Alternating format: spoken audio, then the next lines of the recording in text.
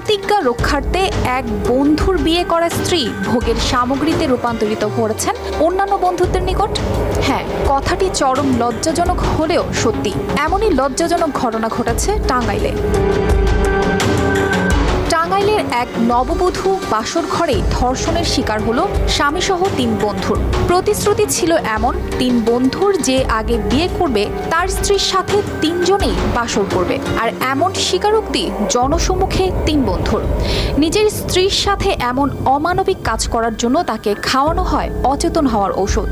এরপর একের পর এক পর্যায়ক্রমে চালানো হয় পাশবিক নির্যাতন।